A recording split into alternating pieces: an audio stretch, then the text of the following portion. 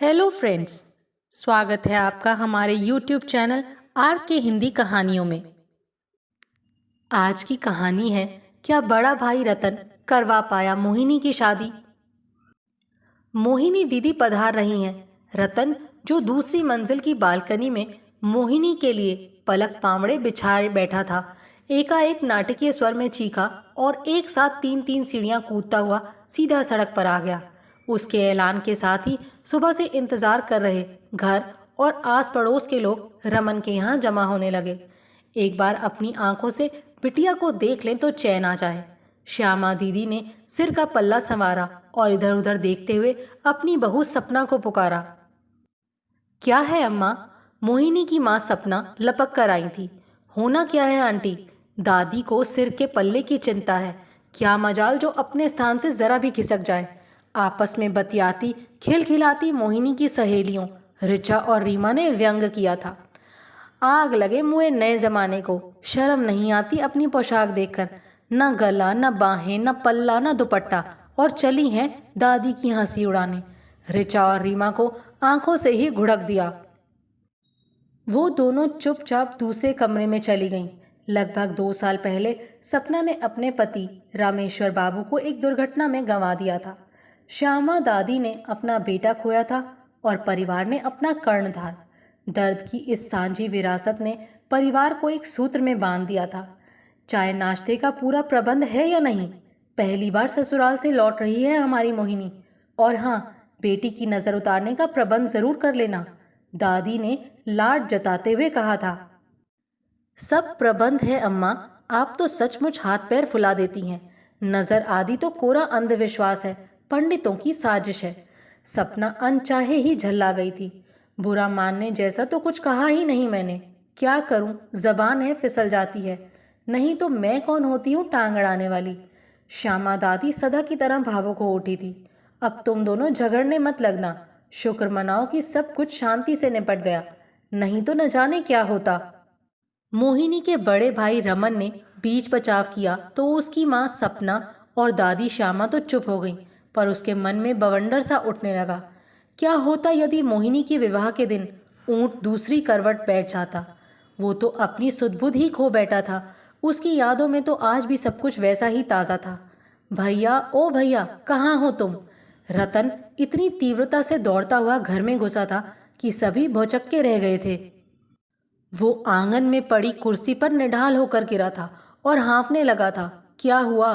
बाल संवारती हुई अम्मा कंघी हाथ में लिए दौड़ी आई थी। रमन दहेज के सामान को करीने से संदूक में लगवा रहा था। उसने रतन के स्वर को सुनकर भी अनसुना कर दिया था।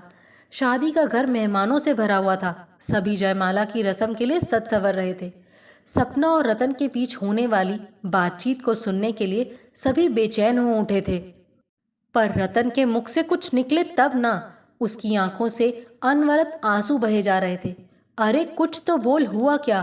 किसी ने पीटा है क्या? हाय राम, इसकी कनपटी से तो खून बह रहा है। सपना घबराकर खून रोकने का प्रयत्न करने लगी थी। सभी मेहमान आंगन में आ खड़े हुए थे। श्यामा दीदी दादी दौड़कर पानी लाई थी। घाव धोकर मरहम पट्टी की। रतन को पानी पिलाया तो उसकी जान में जान आई। मेरी छोड़ो अम्मा, रमन भैया को बुलाओ, वहाँ मैरिज हॉल में मारपीट हो गई है। नशे में धुत बाराती अनाप शनाप बक रहे थे। सपना रमन को बुलाती उससे पहले ही रतन के प्रलाप को सुनकर रमन दौड़ा आया था। रतन ने विस्तार से सब बताया तो वो दंग रह गया था। वो तेजी से मैरिज हॉल की ओर लपका था और उसके मित्र प्रभाकर, सुनील और अनिल भी उसके साथ थे। रमन मैरिज हॉल पहुंचा तो वहां तो कोहराम मचा हुआ था। करीने से सजी कुर्सियां मेजें उल्टी पड़ी थी। आधी से अधिक कुर्सियां टूटी पड़ी थी। ये सब क्या है? यहाँ हुआ क्या है नरेंद्र? उसने अपने चचेरे भाई से पूछा। बाराती महिलाओं का स्वागत करने घराती महिलाओं की टोली आई थी। नशे में धुत कुछ बारातियों ने न केवल महिलाओं से छेड़छाड़ की, बल्कि बदतमीजी पर भी उतर आए। नरेंद्र ने रमन को वस्तु स्थिति से अवगत कराया था। रमन ये सब सुनकर भौचक्का सा खड़ा रह गया। क्या करे क्या नहीं, कुछ समझ नहीं पा रहा था। पर बाराती गए कहाँ? रमन रुआंसा हो उठा था। कुछ देर में स्वयं को संभाला था उसने। जाएंगे कहाँ? बात अधिक ना बढ़ जाए इस डर से हमने उन्हें सामने के दोनों कमरों में बंद करके ताला लगा दिया। नरेंद्र ने क्षमा याचनापूर्ण स्वर में बोलकर नजरें झुका ली थी। ये क्या कर दिया तुमने? क्या तुम नहीं जानते कि मैंने कितनी कठिनाई से पाई पाई जोड़कर मोहिनी के विवाह का प्रबंध किया था? तुम लोग क्या जानो कि पिता के साये के बिना जीवन बिताना कितना कठिन होता है। रमन प्रलाप करते हुए फूट फूट कर रो पड़ा था। स्वयं को संभालो रमन, मैं क्या मोहिनी का शत्रु हूँ? तुमने यहाँ का दृश्य देखा होता तो ऐसा नहीं कहते। तुम्हें हर तरफ फैला खून नजर नहीं आता? यदि हम करते इन्हें बंद, ना तो न जाने कितने लोग अपनी जान से हाथ धो बैठते। नरेंद्र, उसके मित्र प्रभाकर, सुनील और अनिल भी उसे समझा बुझाकर शांत करने का प्रयत्न करने लगे। किसी प्रकार साहस जुटाकर रमन उन कमरों की ओर गया जिनमें बाराती बंद थे। उसे देखते ही कुछ बाराती मुक्के हवा में लहराने लगे थे। तुम लोगों का साहस कैसे हुआ हमें इस तरह कमरों में बंद करने का? कहता हुआ एक बाराती दौड़कर खिड़की तक आया और गालियों की बौछार करने लगा। एक अन्य बाराती ने दूसरी खिड़की से गोलियों की झड़ी लगा दी। रमन और उसके साथी लेट ना गए होते तो शायद एक दो की जान चली जाती। दूल्हा राजीव पगड़ी आदि निकाल ठगा सा बैठा था। समझ क्या रखा है, एक एक को हथकड़ियां ना लगवा दी तो मेरा नाम सुरेंद्र नाथ नहीं। वर के पिता मुट्ठियां हवा में लहराते हुए धमकी दे रहे थे। चंद्रा गार्डन नामक इस मैरिज हॉल में घटी घटना का समाचार जंगल की आग की तरह फैल गया था। समस्त मित्र व संबंधी घटना स्थल पर पहुंचकर विचार विमर्श कर रहे थे। चंद्रा गार्डन से कुछ ही दूर पर जाने माने वकील और शहर के मेयर राम बाबू रहते थे। रमन के मित्र सुनील के वो दूर के संबंधी थे। उसे कुछ नहीं सूझा तो वो अनिल और प्रभाकर के साथ उनके घर जा पहुंचा। राम बाबू ने साथ चलने में थोड़ी नानुकर की तो तीनों ने उनके पैर पकड़ लिए। हार कर उनको उनके साथ जाना ही पड़ा। राम बाबू ने खिड़की से ही वार्तालाप करने का प्रयत्न किया, पर वर पक्ष का कोई व्यक्ति बात करने को तैयार नहीं था। वो हर बात का उत्तर गालियां और धमकियों से दे रहे थे। राम बाबू ने प्रस्ताव रखा कि यदि वर पक्ष शांति बनाए रखने को तैयार हो तो वो कमरे के ताले खुलवा देंगे, पर लाख प्रयत्न करने पर भी उन्हें कोई आश्वासन नहीं मिला। साथ ही सबको गोलियों से भूनकर रख देने की धमकी भी मिली। इसी ऊहापोह में शादी के फूल मुरझाने लगे। बड़े परिश्रम और मनोयोग से बनाया गया भोजन यूं ही पड़ा पड़ा खराब होने लगा। जयमाला के लिए सज धज कर बैठी मोहिनी की तो आंखें पथरा गईं। कुछ देर पहले तक सुनहरे भविष्य के सपनों में डूबी मोहिनी को वही सपने दंश देने लगे थे। काफी प्रतीक्षा के बाद वो भली भांति समझ गई कि दुर्भाग्य ने उसका और उसके परिवार का साथ अभी तक नहीं छोड़ा है। मन हुआ कि गले में फांसी का फंदा लगाकर लटक जाए, पर रमन का विचार मन में आते ही सब भूल गई। किस तरह कठिन परिश्रम करके रमन भैया ने पिता के बाद कर्णधार बनकर परिवार की नैया पार लगाई थी। वो पहले ही इस अप्रत्याशित परिस्थिति से जूझ रहा था और एक घाव देकर वो उसे दुख देने की बात सोच भी नहीं सकती थी। उधर काफी देर हो हल्ला करने के बाद बाराती शांत हो गए थे। बारात में आए बच्चे भूख प्यास से रो बिलख रहे थे। बारातियों ने भी इस अजीबोगरीब स्थिति की कल्पना तक नहीं की थी। अतः जब मेयर राम बाबू ने फिर से कमरों के ताले खोलने का प्रस्ताव रखा, बशर्ते कि बाराती शांति बनाए रखे, तो वर पक्ष ने तुरंत स्वीकार कर लिया। अब तक तो अधिकतर बारातियों का नशा भी उतर चुका था, पर रस्सी जलने पर भी ऐंठन नहीं गई थी।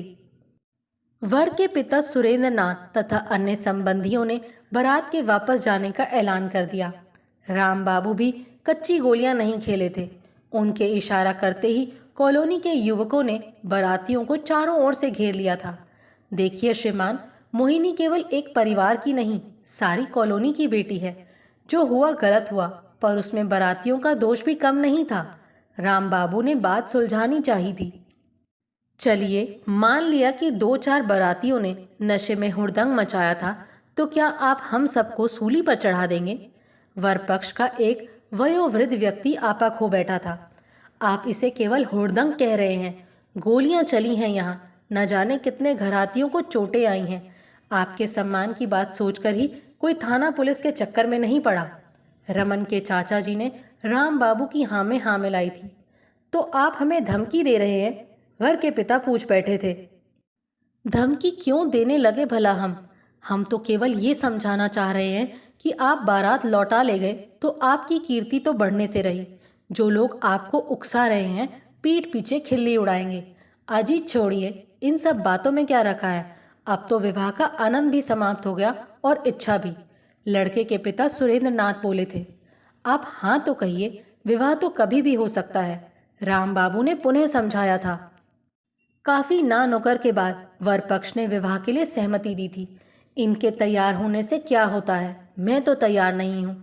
यहाँ जो कुछ हुआ उसका बदला तो ये लोग मेरी बहन से ही लेंगे। आप ही कहिए कि उसकी सुरक्षा की गारंटी कौन देगा। माना हमारे सिर पर पिता का साया नहीं है, पर हम इतने गए गुजरे भी नहीं हैं कि सब कुछ देख समझकर बहन को कुएं में झोंक दे। तभी रमन ने अपनी दो टूक बात कहकर सभी को चौंका दिया और फूट फूट कर रोने लगा था। कुछ क्षणों के लिए सभी स्तब्ध रह गए थे। राम बाबू से भी कुछ कहते नहीं बना था, पर तभी अप्रत्याशित सा कुछ घटित हो गया। भावी वर राजीव स्वयं उठकर रमन को सांत्वना देने लगा था। मैं आपको आश्वासन देता हूँ कि आपकी बहन मोहिनी विवाह के बाद पूर्णतया सुरक्षित रहेगी। विवाह के बाद वो आपकी बहन नहीं, मेरी पत्नी भी होगी और उसे हमारे परिवार में वही सम्मान मिलेगा जो उसे मिलना चाहिए। ले सुन ले रमन, अब तो आंसू पोंछ डाल। इससे बड़ी गारंटी और कोई क्या देगा? राम बाबू बोले थे। धीरे धीरे असमंजस के काले मेघ छटने लगे थे। नगाड़े बज उठे थे। बैंड वाले अपनी ही धुन पर थिरक रहे थे। रमन पुनः बारातियों के स्वागत सत्कार में जुट गया था। रमन न जाने और कितनी देर अपने दिवा स्वप्न में डूबा रहता कि तभी मोहिनी ने अपने दोनों हाथों से उसके नेत्र मूंद दिए थे।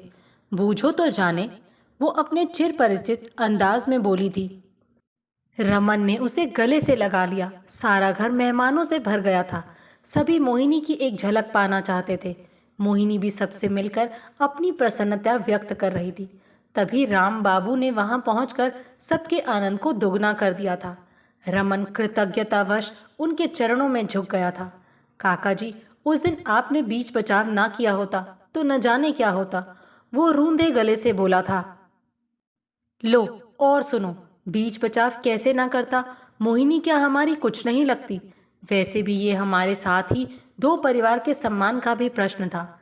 राम बाबू मुस्कुराए, फिर राजीव से बोले, एक बात की बड़ी उत्सुकता है हम सबको कि वो लोग कौन थे जिन्होंने इतना उत्पात मचाया था। मुझे तो ऐसा लगा कि बारात में 3-4 युवक जानबूझकर आग को हवा दे रहे थे। आपने ठीक समझा चाचा जी, राजीव बोला। वो चारों हमारे दूर के संबंधी हैं। संपत्ति को लेकर हमारे दादाजी से उनका विवाद हो गया था। वो मुकदमा हम जीत गए, तब से उन्होंने मानो हमें नीचा दिखाने की ठान ली है। सामने तो बड़ा मीठा व्यवहार करते हैं, पर पीठ पीछे छुरा भोंकते हैं, राजीव ने स्पष्ट किया। देखो रमन, मैं ना कहता था, वो तो विवाह रुकवाने के इरादे से ही बारात में आए थे। पर उस दिन राजीव, तुमने जिस साहस और सयानेपन का परिचय दिया, मैं तो तुम्हारा कायल हो गया। मोहिनी बेटी के रूप में हीरा मिला है तुम्हें, संभाल कर रखना इसे। राम बाबू ने राजीव की प्रशंसा के भी पुल बांध दिए थे। राजीव और मोहिनी की निगाहें एक क्षण को मिली थी। नजरों में बहते अथाह प्रेम के सागर को देखकर ही रमन तृप्त हो गया था। आप ठीक कहते हैं काका, ऐसे संबंधी बड़े भाग्य से मिलते हैं। वो आश्वस्त था कि मोहिनी का भविष्य उसने सक्षम हाथों में सौंपा था। आपको हमारी ये कहानी कैसी लगी, प्लीज़ कमेंट करके ज़रूर बताइए। अगर आप इस चैनल पर नए हैं तो इसे सब्सक्राइब करें और शेयर करें। Thank you.